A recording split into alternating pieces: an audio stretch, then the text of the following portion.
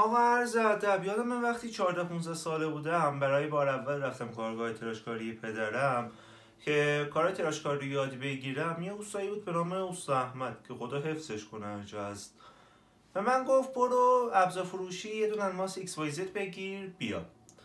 حالا اون زمان هم مثل الان نبود که واسه هر کارگاه 10 تا ابزار فروشی باشه. آقا ما از این سر شهر رفتیم اون سر شهر یه دونه الماس ایکس وای زد بگیریم. رسیدم به الماس فروشی، گفت برو پی کارت بچه جون. اومدم گفتم ما همچین الماسی نداری، منو مسخره کردی. گفت برو اول اسم ابزار رو دقیقیات بگیر بعد بیا تراشکار شو.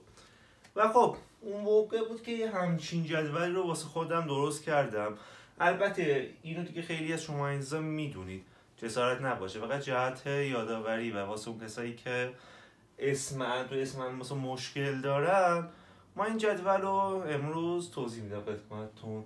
دوستان تمامی الماس ها ما یه کدی داریم، مثلا TNMG 220408، حالا DM PM EM حالا بستگی داره. ببینیم اینا چی هن. ببینید توی الماس ها اولین حرفمون همیشه شکل الماسه. حالا T یعنی مثلث، D باشه لوزی، C باشه لوزی مربع، R باشه گرده. تو A ها فقط آپیکاتیا رو داریم ما و V ها قایقیه. البته الماس‌های دیگه هم داریم، اینا فقط پرمصرف تریناشونه. قسمت دوم یعنی حرف دومشون زاویه آزادشونه. البته زیاد تو ایران به این توجه نمیشه. حرف سوم معمولا تولرانس میشه، تولرانس الماس،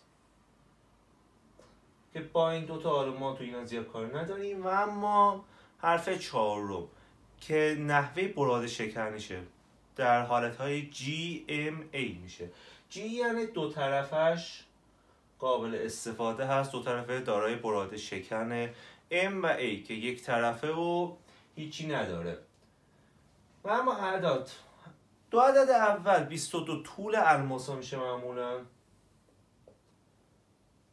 0.4 حالا ضخامتشونه که توی TNMG ها 0.4، توی DNMG ها 0.6 نرمالش.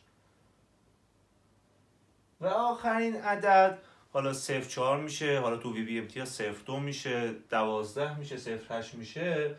اینم زاویه براد برداریشه.